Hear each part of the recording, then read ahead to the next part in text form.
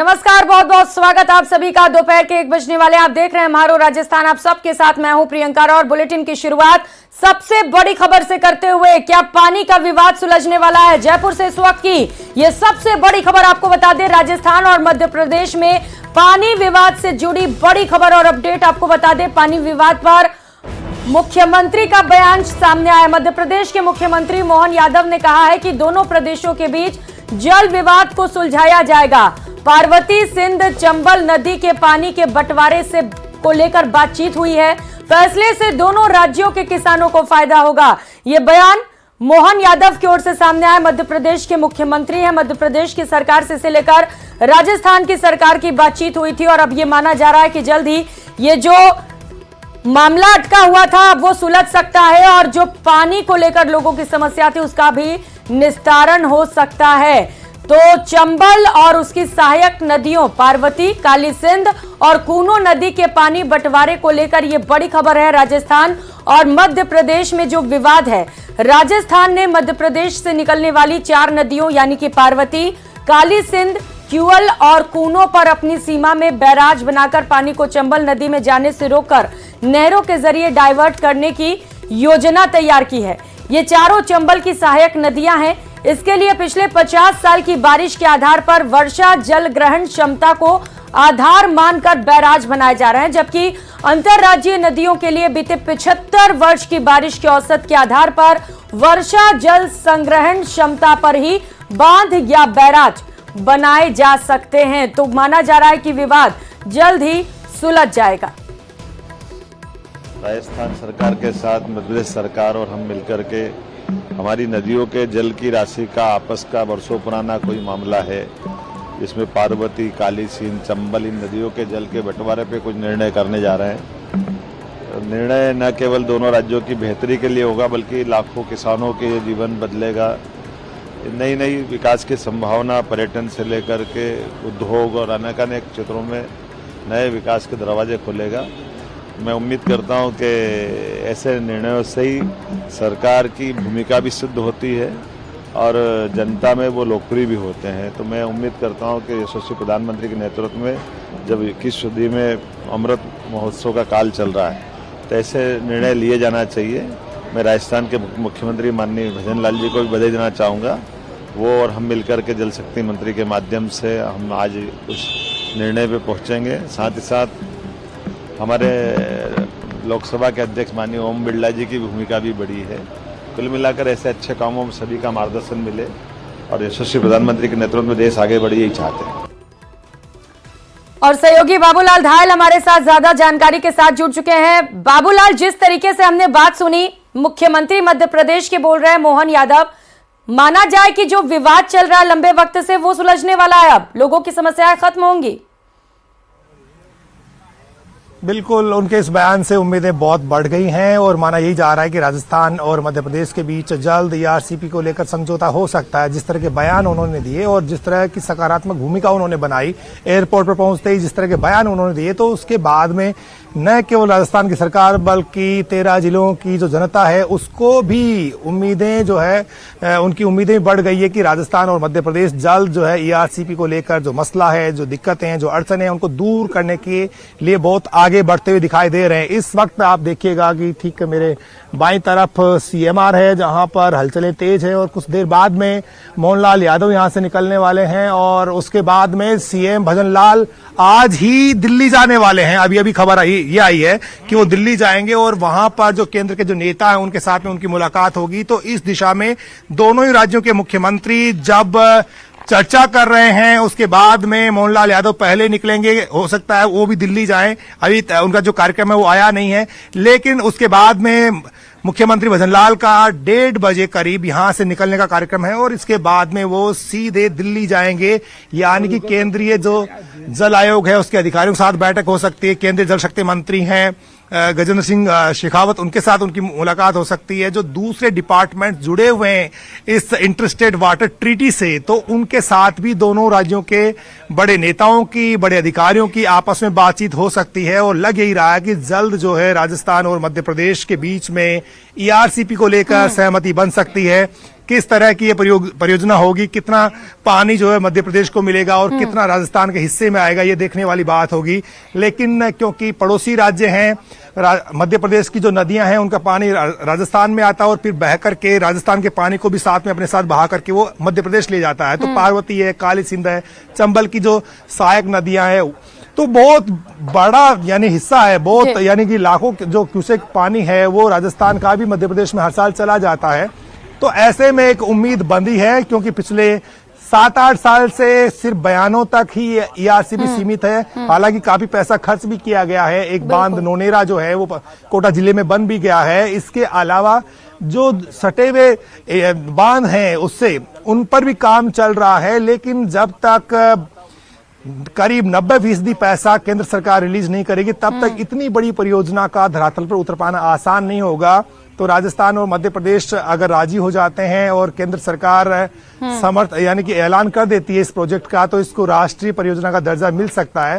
तो अब भी अगर ये परियोजना शुरू होती है तो करीब कोई 55 से 60 हजार करोड़ रुपए इस पर खर्च होगा। 13 जिलों की जनता को पीने का पानी मिल पाएगा और कुछ जो है कुछ इलाकों में जो है सिंचाई के लिए भी पानी मिल पाएगा। तो आज वक्त की जरूरत है ईआरसीपी, और ईआरसीपी पर लंबी जो है बहस चली है, बहुत ज्यादा जो है चुनाव में इस मुद्दे को उठाया गया है। और अब बीजेपी ये चाहती है कि लोकसभा चुनाव में दोनों राज्य जो हैं उनकी अधिकांश सीटें जिस तरह से जीती है, एक सीट बड़ी मुश्किल से मध्य प्रदेश में कांग्रेस पार्टी ने जीती थी लोकसभा में, लेकिन राजस्थान की तो सारी की सारी सीटें बीजेपी के खाते में जा रही है। 2 बार से अलायंस की एक सीट नागौर को छोड़ के, तो उसी जीत के सिलसिले को बरकरार रखना चाहते हैं। एक भी सीट खोना नहीं चाहते हिंदी पट्टी से, दोनों राज्यों से।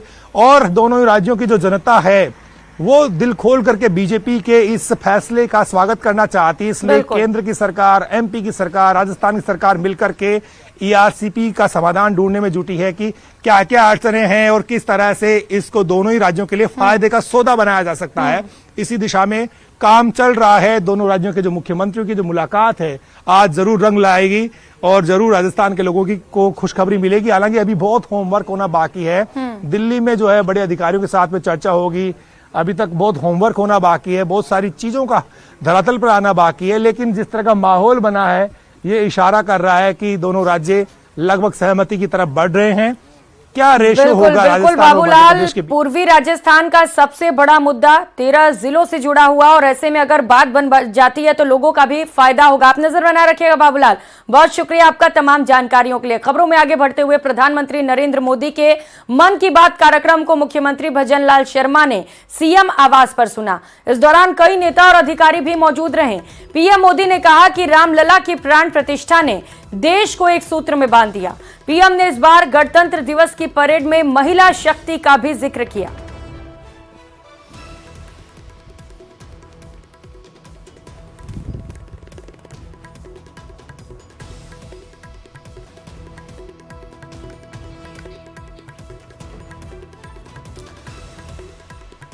तो मन की बात कार्यक्रम का संबोधन एक बार फिर से प्रधानमंत्री नरेंद्र मोदी की ओर से, जिसे मुख्यमंत्री भजनलाल शर्मा ने भी सुना, जहां पर प्रधानमंत्री नरेंद्र मोदी ने 26 जनवरी को हुए परेड का भी जिक्र किया। किस तरीके से वहां पर महिला सशक्तिकरण का वहां पर मिसाल पेश किया गया। और खबरों में आगे बढ़ते हुए, शिक्षा मंत्री मदन दिलावर अपने बयानों को लेकर सुर्खियों में बने रहते हैं। शनिवार को कोटा में कार्यक्रम के दौरान शिक्षा मंत्री ने स्कूली पाठ्यक्रम में बदलाव के संकेत दिए।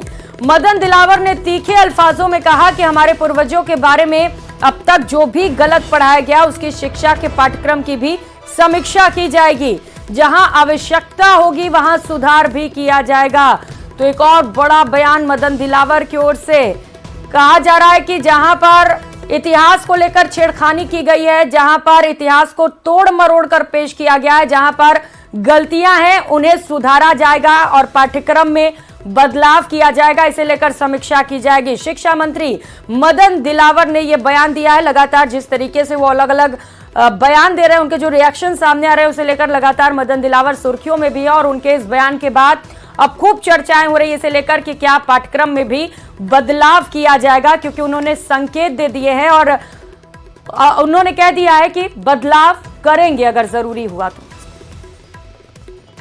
हमारे पूर्वजों को नीचा दिखाकर हमारे आने वाली जनरेशन में हीन भावना पैदा करने की कि हमारे पूर्वज तो कमजोर थे, कायर थे। हमारे पूर्वजों ने कभी भी गुलामी को स्वीकार नहीं किया, लड़ाई लड़ते रहे, लाखों लोगों ने बलिदान दे दिया, लेकिन हमको ये पढ़ाने की कोशिश की कि एक बलात्कारी मीना बाजार लगाकर जो लोग बच्चों को और महिलाओं को उठा के ले जाता था, वो महान हो सकता है। मैं पहली बार एमएलए बना था नागपुर में। मैं बचपन में सोचता था, किताबें पढ़ता था तो कि अकबर महान है, महाराणा प्रताप साधारण योद्धा है, शिवाजी पहाड़ी चूहे हैं, चंद्रशेखर आजाद, भगत सिंह आतंकवादी, एनसीईआरटी की किसी पुस्तक में मैंने पढ़ा। ये क्या मखौल है? हमारे पूर्वजों को नीचा दिखाकर हमारी आने वाली जनरेशन में हीन भावना पैदा करने की। कि हमारे पूर्वज तो कमजोर थे, कायर थे। हमारे पूर्वजों ने कभी भी गुलामी को स्वीकार नहीं किया, लड़ाई लड़ते रहे, लाखों लोगों ने बलिदान दे दिया, लेकिन हमको ये पढ़ाने की कोशिश की कि एक बलात्कारी मीना बाजार लगाकर जो लोग बच्चों को और महिलाओं को उठा के ले जाता था, वो महान हो सकता है। तो किसी कीमत पर महान नहीं हो सकता। वो आक्रांत का था, बलात्कारी था, इसलिए उसके सम्मान में कुछ बात कहना एक बेईमानी है। ऐसे ही कई महत्वपूर्ण। और 84वें अखिल भारतीय पीठासीन अधिकारी सम्मेलन में सीधे आपको लिए चलते हैं, जहां पर इस वक्त लोकसभा स्पीकर ओम बिरला बोल रहे हैं, सुनाते हैं। उससे हमारे कार्यक्रम में दक्षता आएगी, कुशलता आएगी।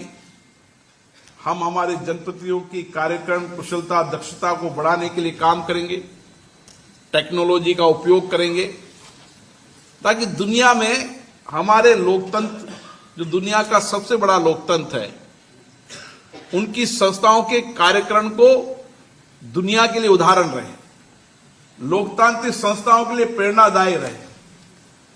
और इसीलिए हमारी चर्चा संवाद से साथ हमारे लेजिस्लेटिव वर्क के अंदर भी हम दक्षता लाने का प्रयास कर रहे हैं। कानून बनाते समय बड़ी चर्चा और संवाद हो, बेहतर कानून बने, जो अनावश्यक कानूनों को समाप्त करने के लिए प्रयास करें, वन नेशन वन लेजिस्लेटिव के लक्ष्य को हम पूरा करें। आज मैं देख रहा हूं कि देश की जितनी विधानसभा है वो पेपरलेस की ओर बढ़ रही है, डिजिटल का प्रयोग कर रही है।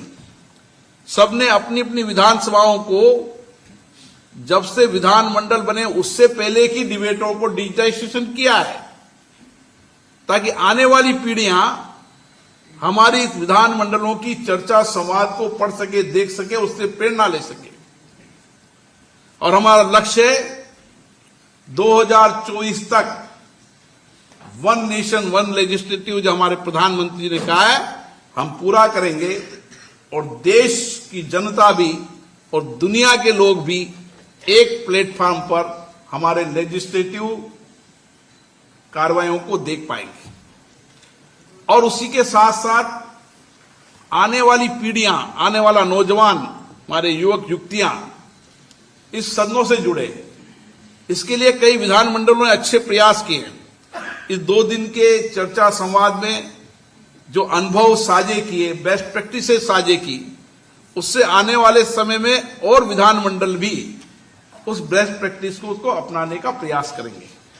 मुझे आशा है आपके इस 2 दिन के इस अधिवेशन के बेहतरीन परिणाम होंगे और बम्बई डिक्लेरेशन का एक लंबे समय तक प्रभाव पड़ेगा, क्योंकि मुंबई की धरती पर कई सामाजिक, राजनीतिक, आध्यात्मिक आंदोलन हुए जिन्होंने देश को दिशा दी है।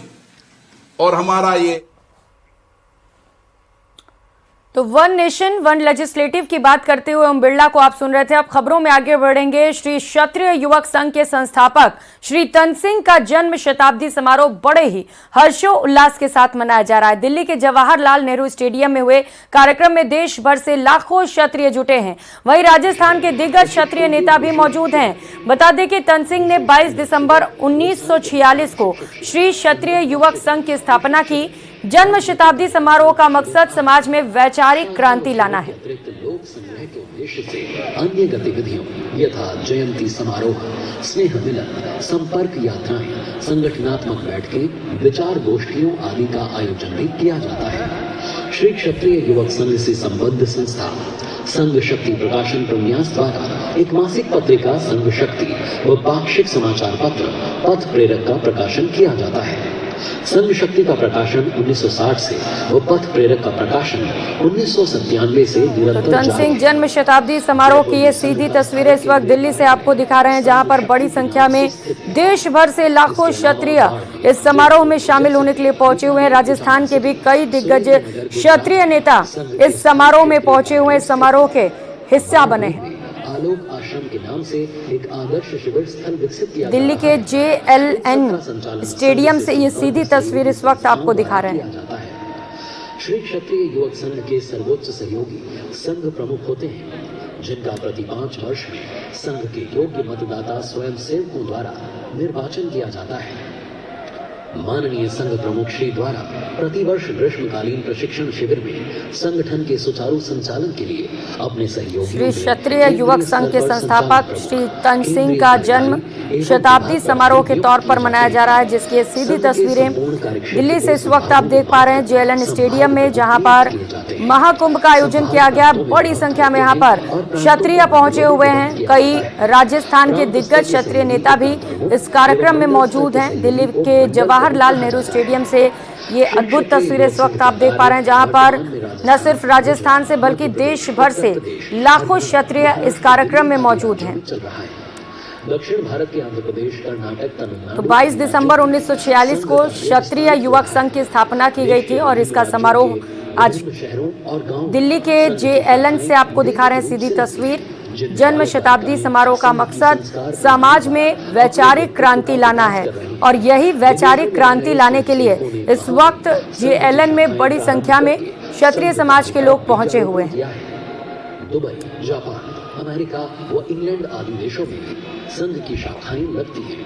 संघ श्री प्रताप फाउंडेशन एक संघ रूपी पौधे का बीजारोपण किया था और आज वो वट वृक्ष संघ परिवार के रूप में जो दर्शन दे रहा है वो अपन सब देख के प्रत्यक्ष नित्य अनुभव कर रहे हैं। जी ठाकुर, केंद्रीय मंत्री, भारत सरकार का मंच पर पदार्पण हुआ। और खबर कोटा से, जहां पर शिक्षा मंत्री मदन दिलावर ने एक बार फिर अपने बयान को दोहराते हुए महिलाओं और बच्चों के साथ दुराचार करने वाले शिक्षकों को चेतावनी दी है। उन्होंने शिक्षा विभाग को शर्मसार करने वाले शिक्षकों की संपत्ति पर बुलडोजर चलवाने की चेतावनी दी। दिलावर का कहना है कि ऐसे अपराध करने वालों को बख्शा नहीं जाएगा। मदन दिलावर का कहना है कि इस बाबत अधिकारियों को आरोपियों की पहचान की जिम्मेदारी दी गई है जो ऐसे वारदातों को अंजाम देते हैं। कार्रवाई के तहत उनकी पहचान करने के बाद उनकी संपत्ति पर बुलडोजर चलाया जाएगा। महिलाओं के साथ, बच्चों के साथ दुराचार होता है और जो इस कार्य में संलग्न पाया जाएगा उनके खिलाफ हम कड़ा एक्शन लेंगे। निलंबित के बाद हम बर्खास्त तक की कार्रवाई करेंगे और इसके साथ साथ जो उनकी संपत्तियां हैं, यानी जो अवैध तरीके से अतिक्रमण में हैं या जिन्होंने हमारे सरकार के नियमों का उल्लंघन कर रखा है, ऐसी सब संपत्ति को नेस्तनाबूद करेंगे। तो शिक्षा मंत्री मदन दिलावर की ओर से बड़ा बयान सामने आया, जहां पर उन्होंने कहा कि दुराचार करने वाले शिक्षकों की अब खैर नहीं होगी और साफ तौर पर बुलडोजर की कार्रवाई के भी उन्होंने संकेत दे दिए। उन्होंने कहा है कि अगर कोई भी गलत काम करता है तो बुलडोजर से सख्त कार्रवाई होगी। और वो करेंगे सबसे बड़ी खबर का ईआरसीपी से जुड़ी इस वक्त की सबसे बड़ी खबर आपको बता दें। सहमति से जुड़ी खबर सामने आ रही है। राजस्थान और मध्य प्रदेश के सीएम प्रेस कॉन्फ्रेंस करेंगे और माना जा रहा है कि दोनों ही प्रदेशों के बीच ईआरसीपी को लेकर सहमति बन चुकी है। थोड़ी देर बाद सीएमआर में पीसी की जाएगी, क्योंकि दोनों के बीच अच्छी वार्ता हुई है। और जिस तरीके से मोहन यादव ने बयान दिया था कि फैसले ऐसे होंगे जो लोगों के हित में होगा, लोगों के पानी की समस्या से जुड़े ये जो दिक्कतें हैं उस पर यह बयान सामने आया, जिसके बाद से ही माना जा रहा है कि जल्द ही लोगों को एक बड़ी खुशखबरी मिलने वाली ईआरसीपी, जो कि एक बड़ा मुद्दा रहा है हमेशा से राजस्थान में, जिसे लेकर कई बार राजनीति भी हुई है, इसे लेकर कई बार बयान भी आए हैं। और अब ईआरसीपी से जुड़ी इस वक्त की सबसे बड़ी खबर, एक्सक्लूसिव तस्वीरें न्यूज 18 राजस्थान पर इस वक्त आप देख पा रहे हैं, जहां पर मध्य प्रदेश के मुख्यमंत्री मोहन यादव पहुंचे हुए हैं। उनका भव्य स्वागत किया गया। इसके बाद अब दोनों प्रदेशों के बीच बैठक हुई, सरकार ने मंथन किया इसे लेकर, क्योंकि लंबे वक्त से लगातार इसे लेकर विवाद चला आ रहा है। 4 नदियों के पानी को लेकर जो समस्या दोनों प्रदेशों के बीच बनी हुई है, उस पर माना जा रहा है कि अब निस्तारण निकल चुका है, समस्या का समाधान मिल चुका है। और जल्द ही जब मध्य प्रदेश और राजस्थान सरकार की ओर से प्रेस कॉन्फ्रेंस किया जाएगा, तो इसमें लोगों को बड़ी खुशखबरी मिल सकती है। 13 जिलों से जुड़ा हुआ ईआरसीपी का मामला पूर्वी राजस्थान का सबसे बड़ा मुद्दा, जिसे विधानसभा चुनाव में भी जमकर भुनाने की कोशिश दोनों ही पार्टियों की ओर से की गई। और अब चूंकि डबल इंजन की सरकार है, न कि सिर्फ मध्य प्रदेश में बीजेपी की सरकार है, राजस्थान में बल्कि केंद्र में भी बीजेपी की सरकार है, तो माना जा रहा है कि ऐसे में जो तमाम दिक्कतें, मुश्किलें ईआरसीपी को लेकर चली आ रही थी, अब उनका निस्तारण हो सकेगा। ईस्टर्न रीजनल कैनाल प्रोजेक्ट से जुड़ी इस वक्त ये सबसे बड़ी खबर आपको बता रहे हैं। दोनों पर सहमति बनती हुई नजर आ रही है। कुछ ही समय में प्रेस कॉन्फ्रेंस करेंगे मुख्यमंत्री भजनलाल शर्मा और मुख्यमंत्री मोहन यादव, और इसके बाद माना जा रहा है कि एक बड़ी खुशखबरी लोगों को मिल सकती है। पानी एक ऐसी समस्या राजस्थान में जिसके समाधान की मांग लंबे वक्त से चली आ रही है, और कुछ ही समय में कहा जा रहा है कि जब प्रेस कॉन्फ्रेंस करेंगे दोनों मुख्यमंत्री, तो इस समाधान को लोगों के सामने रखा जाएगा और जो सबसे बड़ी समस्या है उसका निस्तारण हो सकेगा। तो कुछ ही समय का वक्त रह गया। लगातार आप न्यूज 18 पर बने रहिए, क्योंकि सबसे पहले यहीं पर आपको बताएंगे कि किस तरीके से इस बड़ी समस्या का समाधान निकाला जा रहा है। हालांकि मंथन अभी भी जारी है। सीएमआर में थोड़ी ही देर में प्रेस कॉन्फ्रेंस की जाएगी। ये तस्वीरें आपको दिखा रहे हैं मुख्यमंत्री भजनलाल शर्मा से मध्य प्रदेश के मुख्यमंत्री मोहन यादव मुलाकात करते हुए, बातचीत करते हुए, और कुछ ही समय में प्रेस कॉन्फ्रेंस भी करेंगे।